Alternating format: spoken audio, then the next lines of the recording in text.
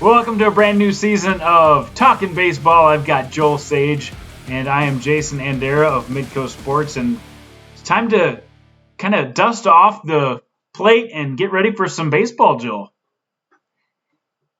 Absolutely. The weather has finally cooperated a little bit, and teams are starting to get some games under their belts, start to figure out their pitching rotations a little bit, see what lineups work the best, who works best at what defensive positions, and kind of start to work toward midseason form.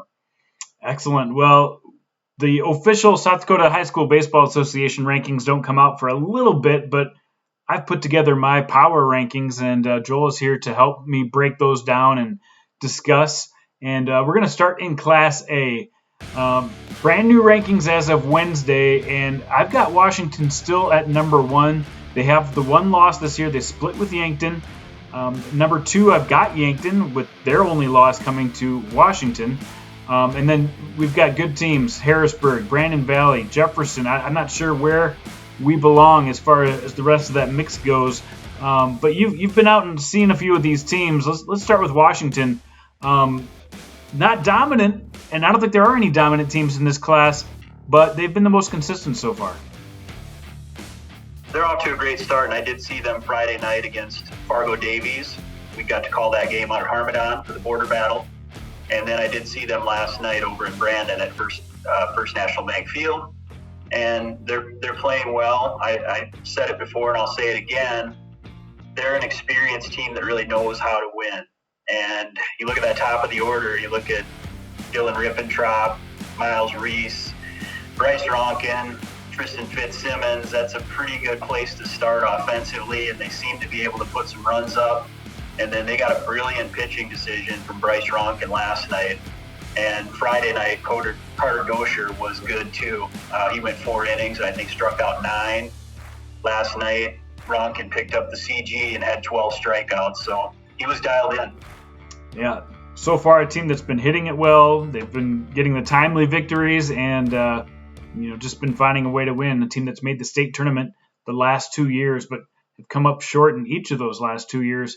Start out the year at the top, but there's a lot of time left. But another team we got to talk about here is Yankton. This is a team really that had a young team over the last couple of years, and Drew Lawrence has really helped this team, guided this team, stuck with some of these youngsters over the last couple of years, and it's starting to pay off. They got a lot of different guys they can go to in the rotation. They're getting some hits, and they're getting some games in because they're in Yankton, and it's been a little nicer in Yankton. So that's got to help a little bit as well. They are also off to a tremendous start. I have not seen them play live, but I've been watching their scores and reading the Yankton Press in Dakota. And, they had the sweep over Mitchell. That's pretty big after Mitchell had swept Pierre earlier. But you start off with, when you have those 3 Rikens, Drew, Mack, and Rugby, and then Lucas Kamshaw playing really well. He put up some great numbers in the doubleheader sweep over Mitchell, and I know he can pitch too. So that's a great core right there, and they've got plenty of other guys who can chip in too. For sure. And how about Harrisburg? I've got them in at number 3.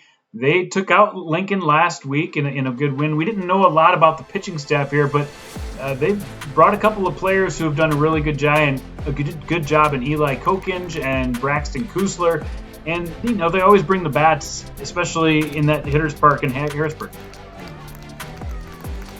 Yeah, again, I haven't seen them play live, but I've talked to some people who have watched them and have been watching the scores. And it looks like Teagan Muntz and Palmer Boyd are swinging it really well. And then if they can answer those questions about the pitching staff, mainly because they maybe don't have as much experience as they have had on some of their other teams and their state championship team from a couple years ago. But, expect them to be right in the mix the rest of the year. Then after that, we had high expectations for, and we still do, for Jefferson and Lincoln and Brandon Valley. There's just a lot of good teams in Class A. But let's talk about Brandon Valley. This is a team that always has a lot of players going out for baseball. They always have a senior-heavy group. Tell me a little bit about this Lynx team. Yeah, it's an excellent program, as always, and they've reloaded. They graduated a bunch of seniors who went on to play college baseball, and now they have the next group of seniors stepping in. They have 12 of them all chipping in, and some younger kids contributing too. But so far, they've pitched fairly well. Tate Eimers has really impressed me. He had a great outing down in Kansas against Blue Valley North, went 5 innings. I think he struck out 9, only walked 1 batter. And then another really good outing last night against Washington, this time in relief. And he went 4 innings and struck out another 9 batters. Didn't allow a hit, didn't allow a run. Really stepped up, and so he's pitched well. And I know he was part of the combined no-hitter that they had Friday night against West Fargo. So, yeah, they're playing well. If they can get some guys to start swinging it a little bit better, look out. They could be a tough team to beat. Yeah, I think they're going to be a team definitely in the mix. I've got Jefferson at number 5. They've lost a few in a row now. They didn't play their best against the North Dakota teams that came in, and didn't pull one out against Brandon Valley on Tuesday either. But definitely a team, when you're talking about high-end talent, this team has a lot of high-end talent. Yeah, I think it starts on the mound with Kyler Miratello. He can really set the tone for them, and they'll look to him to be their staff ace, and I think he's already solidified that even last year as well. So nice to have that experience back on the mound. And then you look at their lineup. I mean, it starts with Cohen Henry, and then you have Ryan Rizvi, Thomas Heiberger in the 3-hole, and then Mason Riley hitting cleanup. That's a really good start. And if you can't handle those guys, well, good luck with, was it Hughes, Johnston, and Willis. So they're pretty loaded, and I think once they get things clicking, they'll be another team that's really tough to beat. Yeah, I totally agree. I think just talent-wise, it's going to be hard to match up with them, but they're going to have to find a way to win, just like all these teams, and especially early in the year when they're really testing the waters and trying to figure out what they want to do. We got to talk a little bit about Lincoln as well. They're the defending champs. They didn't get off to a great start last season, but they finished strong. They bring a lot back from that team last year. Some of their offense back with Nate Model, and on the mound they've got Lincoln Vasgard, who got it done last year in the state tournament as the tournament MVP. But again, not a great start. They've lost a few games early. Should we be worried about this Patriot team? I don't think so. I think they're going to be right in the mix, just like they were last year. Even though they were a 7 seed, they still played their best baseball at the end, and you definitely don't want to overlook them. You mentioned their top players, and if they can get some contributions from some guys who are maybe making their first varsity appearances, that'll bode well for them. Yeah, I think Lincoln definitely looking like they belong. O'Gorman has lost a few early that have been really close. Mitchell did well early in the season, and then they lost a couple. I think they're a team that could pose some problems. And then Roosevelt, we watched them at the border battle too. Definitely don't want to overlook Roosevelt. They have the best pitcher in the state with Jack Raydell, and he's just going to continue to get better and better, and probably be able to go deeper in games as the season progresses and the weather warms up. And then, the top 3 in the lineup, you have Jacob Mongar, Jackson Gravengood, and Jack Raydell. That's a good starting point. We got to call their game Friday at 5 o'clock against West Fargo Forest. And Jackson DeHaan really impressed me behind the plate and at the dish. I think he had 2 or 3 hits that game. And then, of course, Noah Verdorn was good on the mound, picked up the complete game win. So a lot of teams to talk about in Class A, that's for sure. Let's take a look at some of the big bats early in the season. We had, I've just picked a few great performers so far this year. There have been plenty more, but as I look through, we had Sully Schlimgen for O'Gorman. He took on Pierre, had 2 home runs in the game, 1 inside the park home run, 1 over the fence home run, so somebody definitely to watch. We talked about Lucas Kampshoff already hitting .450 in this early season with 13 RBIs, maybe the most that I saw in Class A. Cohen Henry, the future SDSU player for Jefferson, hitting .545 to get things started. Of course, Lincoln Kienholz, the guy you always have to keep your eye on. He has the highest OPS that I saw in Class A. Nate Model has already gone yard with 12 RBIs for Lincoln. Dylan Solik has already hit a home run with 10 RBIs. And we talked about Palmer Boyd and Tegan Muntz, 2 guys who are extra base hit machines for Harrisburg. And that's just the tip of the iceberg. There's some other good players, like we talked about in that Washington lineup. There's a lot of players there that have hit the ball really well so far too. So just a few to touch on. Anybody you want to add anything to from those big bats that we've seen so far? That's that's an impressive list. I saw that, and I think every one of them is 1.2 OPS or higher, so they're really swinging it off to a great start. I would just say with Sully Schlingen, that might be your best catcher in the state right there. Really hits for power, and he's good defensively as well. So O'Gorman has a good one there. And then Dylan Solik, he's, I think, clearly the best player for Mitchell, and it'll be fun to see him lead the way for the Colonels. But yeah, that's a really good list, and I think there's some other guys who are eventually going to work their way onto that too. For sure. We just wanted to highlight a few of those. And speaking of highlighting a few, we're going to highlight a few arms as well. You talked about Jack Riddell. This guy was unconscious, went to Kansas, played some really good competition, sat down 14 batters via the strikeout in 6 2/3 innings. Lincoln Kienholz hasn't pitched much yet, just 3 innings, but what did he do in 10 batters faced? 9 strikeouts to get started the year. Pretty amazing. Kyler Miratello had that gem against Roosevelt earlier this year, a 5-inning, 12-strikeout, no-hit performance. Drew Reichen has already gone 19 innings this year for Yankton, and his whip is right around 1.15. He's doing well. And then the 2 Harrisburg pitchers we talked about. Eli Kokenge has not given up a run yet with 10 strikeouts in 6 innings. And Braxton Kusler has come on and done well with the 10 strikeouts in 6 innings pitched as well, and had a gem against Horace. Bryce Ronkin came out and pitched that complete game shutout against Brandon Valley as well. So just a few of the top arms. I think we're going to see the top arms list get even more dominant as these pitchers get a little more seasoned. Is that what you've seen with some of these top end pitchers not wanting to pitch too much in the cold? Yeah, definitely. You want to make sure that they're fully ready to go. You're not going to jump into that first start and throw probably more than 50 or 60 pitches, and then just kind of build your way up from there. Just see how they do, see how they respond, see how they recover, and give them the workload that they're comfortable with and that you're comfortable with, and they'll keep plugging away and putting up as many zeros for you as they can, and hopefully be at their peak by the time the region tournament rolls around. That's a look at Class A. We'll get deeper into some of those teams as we get more highlights and more stats and more games under our belts here in the next couple of weeks. Let's move to Class B. We started the year out putting Del Rapids as our number 1 team. They were the defending champs, the 2-time defending champs. Ran into a little bit of a rough spell. Not only have some injuries that they're dealing with, they had a loss to Lennox, a good Lennox team early in the year. And again, you don't worry too much about 1 or 2 losses here or there, but we moved up Dakota Valley to our number 1 team, and this is a team that's really got some good arms on their team and really good bats, and they've been a state tournament team the last couple of years.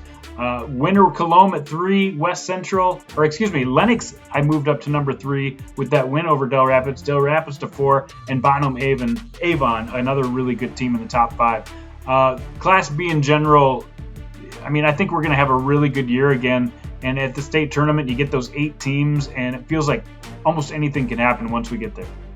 Yeah, absolutely. I guess with Del Rapids, I was thinking about that, and it probably had to seem strange to you to put them in the 4th spot because it seems like they've been number 1 for a long time. Back-to-back state championships and preseason number 1, and I don't think they need to panic, and they won't. They have great leadership, great senior leadership. Braden Panconen and Jack Henry leading the way. If they can get Dylan Mathis healthy, I think he's hoping to be able to come back from that knee injury and swing it at least a little bit. And they've got plenty of other guys who can chip in too, and they'll be right there. But I think that's also a testament to how good Lennox is. I think I saw Talon Ike on your list of top hitters, and it looks like he's off to a hot start. And then they got a great pitching performance, and I know they've got a legitimate ace. They're going to be a tough team to beat in Dakota Valley. They're deserving number 1. You look at that game we called last year at the state tournament, and that was an instant classic. What did we go? Was it 11 innings? I can't remember off the top of my head, but it was it was well beyond the 7 innings. Yeah.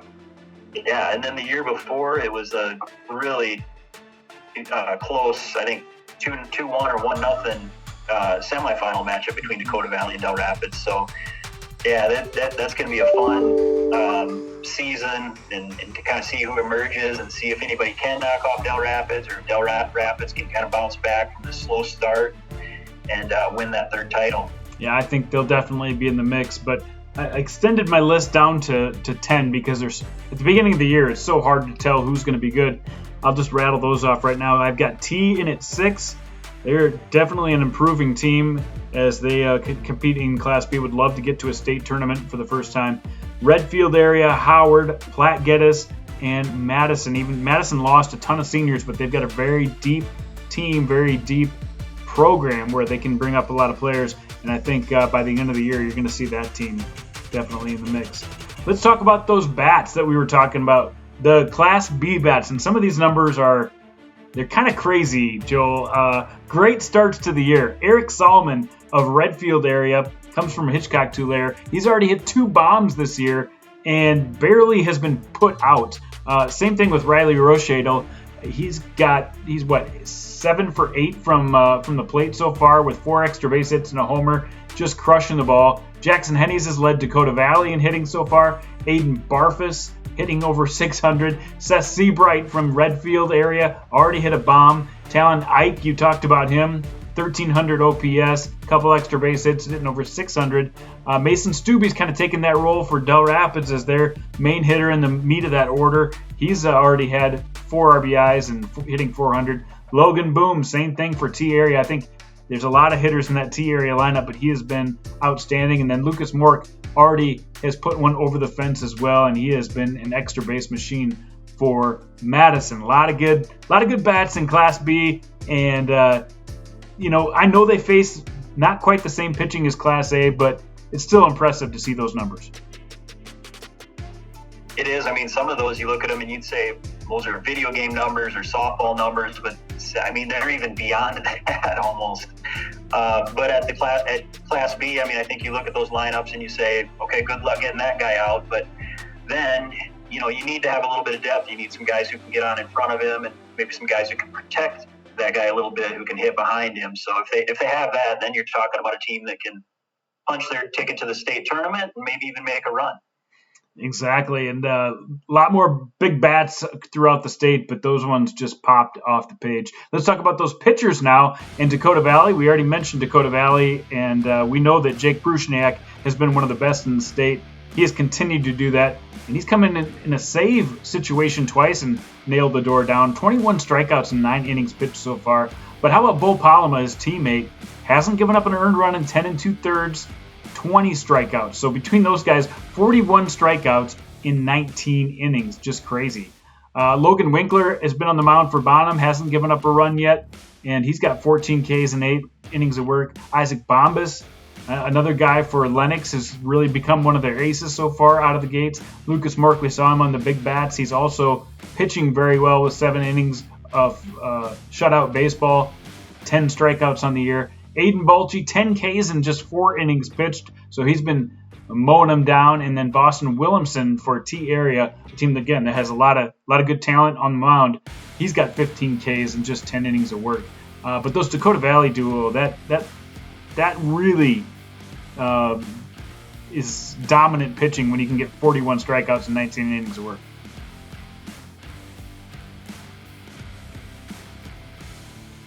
Yeah, they have to feel good about their chances when they have those guys on the mound, and they have big game experience too. So great to have that back, and to have good defense playing behind them, and an offense that can put up some runs. And it's a good equation for success.